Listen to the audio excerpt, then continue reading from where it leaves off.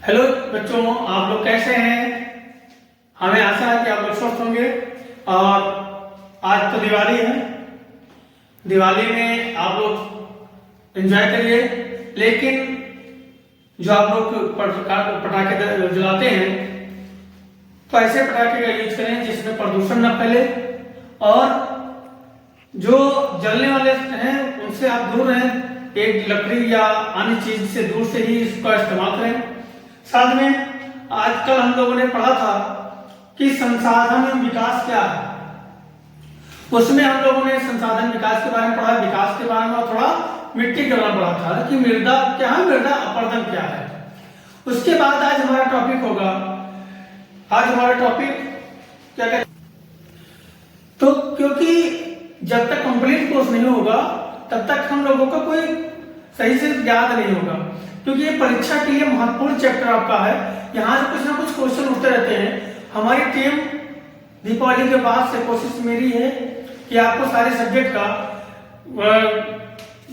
Syllabus दिया जाए, सारे सब्जेक्ट का आपको ऑनलाइन सुविधा दी जाए, जिससे आपको घर बैठे 3 से 4 महीने में जो परीक्षा का समय बचा है उसमें अच्छे से तैयारी कर सकें। लेकिन मैं ये दावा भी करता हूँ कि अगर 99% लोग हमारी टीम को फॉलो करेंगे तो 99% लोग को अच्छे नंबर से हम लोग को पास कराने का दावा करते हैं।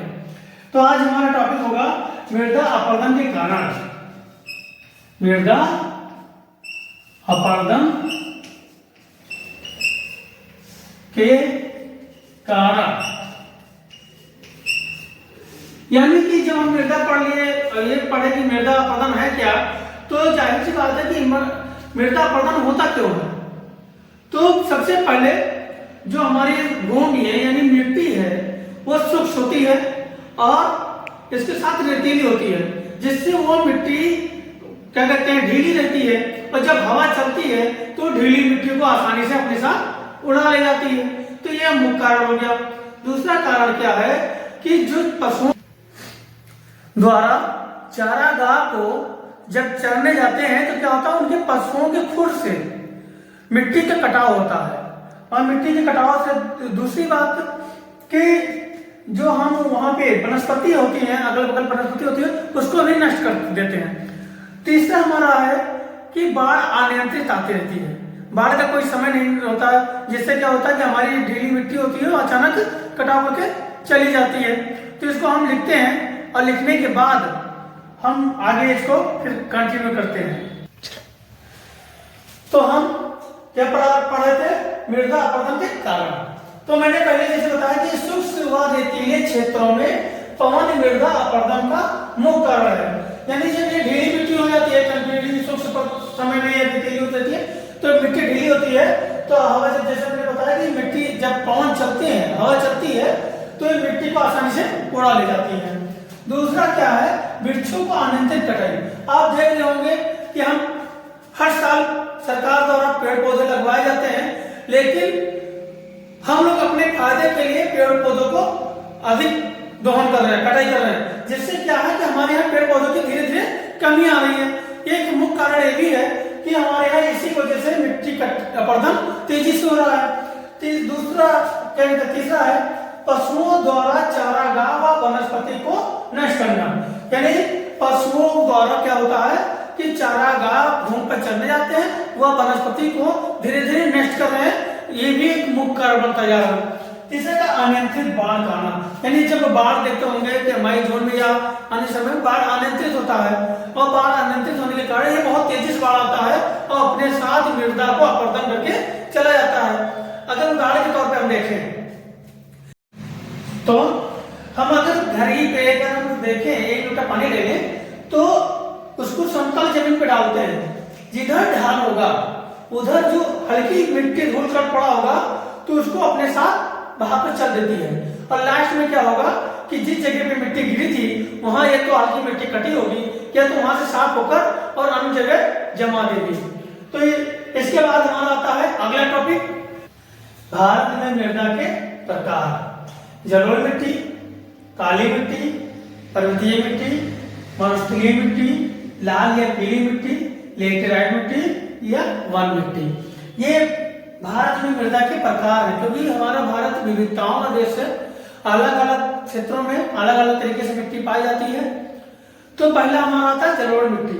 जैसे हम देख रहे हैं तो जलोढ़ मिट्टी नदियों द्वारा बहाकर लाए गए अवसाद को जब निक्षेपित कर देती है तो उससे हमारी नवीन जलोढ़ मिट्टी का निर्माण होता है। उसी को हम जलोढ़ मिट्टी कहते हैं।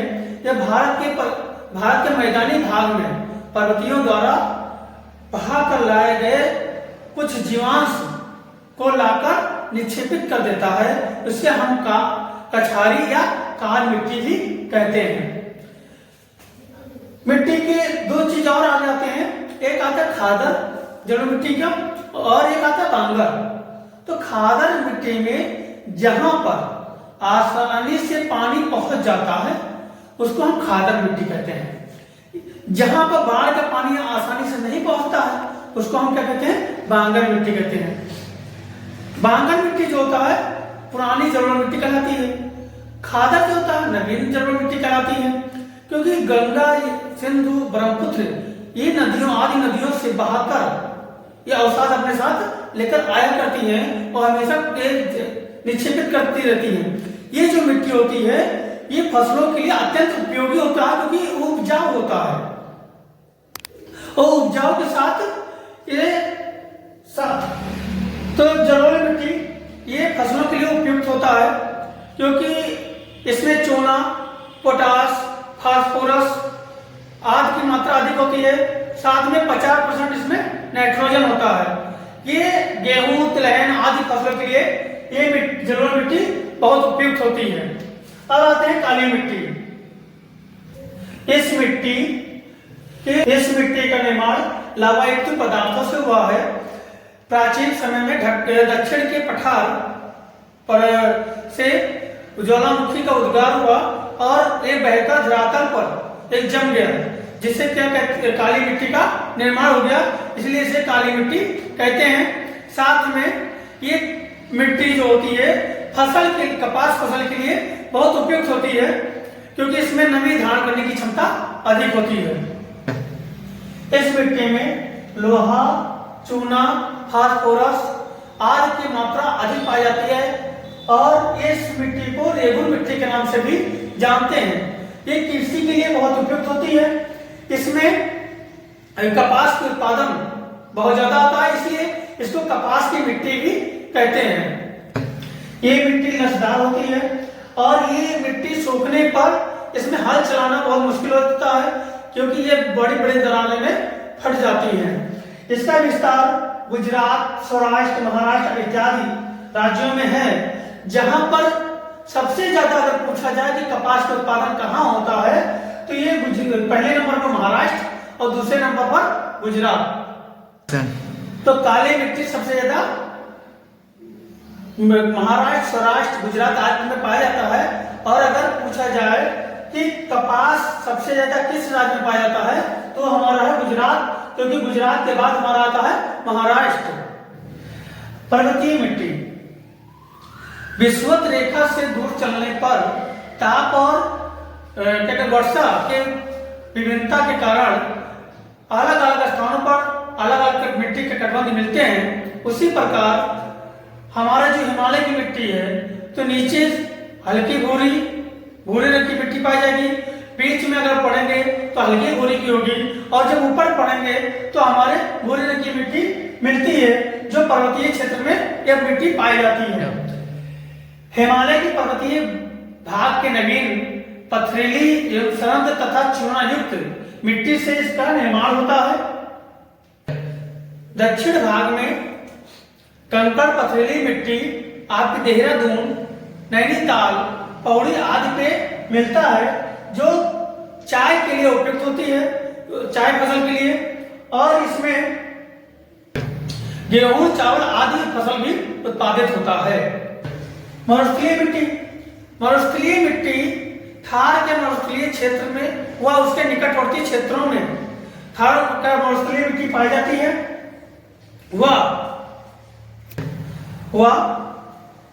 इसको कण जो होते हैं बड़े होते हैं। इसको स्थानीय भाषा में कल्हाड़, राकड़ आदि के नामों से भी जाना जाता है। इस मिट्टी में क्षारीय व लवण युक्त की मात्रा अधिक होती है और इसमें नमी धारण करने की क्षमता बहुत कम होती है।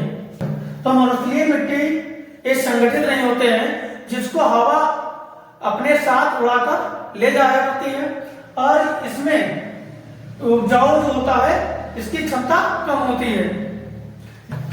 परंतु सिंचाई के माध्यम से ज्वार, मूंगफली, मोटे अनाज का उत्पादन ये कर लेते हैं। इसका क्षेत्र मरुस्थलीय मध्य प्रदेश के कुछ क्षेत्र, गुजरात के कुछ क्षेत्र आ जाते हैं।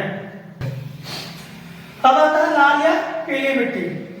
इस मिट्टी का रंग लाल होता है, लाल या पीली मिट्टी। इसका रंग लाल इसलिए होता है क्योंकि इसमें कैपिलर छिद्रों द्वारा गर्मी के मौसम में लोहे का अंश उतर आता है। इससे ऐसा लगता है कि इस शैलों के टूटने से इसका निर्माण हुआ है, जिसमें लोहे का अंश अधिक पाया जाता है। इसका विस्तार तमिलनाडु राज्य में अधिक है और ये उष्णकटिबंधीय मिट्टी है। लाल पीली मिट्टी में नाइट्रोजन, फास्फोरस व सड़े गले की मात्रा का अभाव होता है, इसलिए ये मिट्टी कम अनुपजाऊ मिट्टी होती है। इसमें खेती करने में बहुत ज्यादा मेहनत लगती है। लाल पीली मिट्टी में ज्वार बाजरा फसल उत्पादन करते हैं। इसका क्षेत्र छोटा नागपुर पठार, आंध्र प्रदेश, ओडिशा, कर्नाटक आदि राज्य में इसका विस्तार है। लेटेराइट मिट्टी लाल व पीली मिट्टी की तरीके से होती है, क्योंकि लेटेराइट मिट्टी का लाल व हल्का पीला रंग होता है और ये बड़े कण वाली होती है। ये भी कम उपजाऊ मिट्टी होती है और इस मिट्टी में कंकड़ व पत्थर के बड़े बड़े कण मिलते हैं। इस मिट्टी में भी नाइट्रोजन, फास्फोरस आदि की अभाव रहता है, जो पौधों का मुख्य भोजन है। लेटेराइट मिट्टी दक्षिण के पठार की मुख्य मिट्टी है। ये इस प्रकार की मिट्टी उष्णकटिबंधीय उन भागों में ज्यादा पाई जाती है जहां पर मानसूनी वर्षा ज्यादा होती है। अधिक वर्षा होने के कारण इसमें सिलिका जो होता है वो आसानी से बह जाती है। इसमें एल्युमिनियम, आयरन ऑक्साइड व मैग्नीशियम का अंश ज्यादा पाया जाता है। इस मिट्टी का विस्तार मध्य प्रदेश के पूर्वी घाट और साथ में महाराष्ट्र, राजमहल आदि क्षेत्रों में मिलता है। अब आता है वन मिट्टी। ये प्राय पर्वतीय पठारी भाग पर इस प्रकार की मिट्टी पाई जाती है, जहां पर्याप्त वर्षा वन उपलब्ध होते हैं। हाँ तो आज बच्चों, आज ये मिट्टी का वर्गीकरण ये वन मिट्टी से समाप्त होता है। नेक्स्ट पार्ट में मिट्टी के गुण व मिट्टी के संरक्षण को लेकर आएंगे। लेकिन मैं आपसे कहना चाहूंगा कि इसको अधिक से अधिक शेयर करें, जिससे जो आने वाले समय में परीक्षा 2024 में हाई स्कूल का है उसमें सभी लोग भागीदारी जो बच्चे कर रहे हैं उनको ये मिल सके। साथ में आपसे ये भी कहना है कि जिन्होंने अभी तक सब्सक्राइब नहीं किया है वो सब्सक्राइब कर लें और चैनल के बेल आइकन को दबा दें, जिससे नोटिफिकेशन जब मिलती रहे आप लोगों को और ऐसे प्रतिदिन नए नए वीडियो मिलती रहे। और मैं आप प्रयास कर रहा हूँ, हमारी टीम प्रयास कर रही है कि कुछ दिन के बाद आपको सारे सब्जेक्ट के ऐसे वीडियो मिलते रहे, जिससे परीक्षा में आपके लिए उपयोगी साबित हो सके।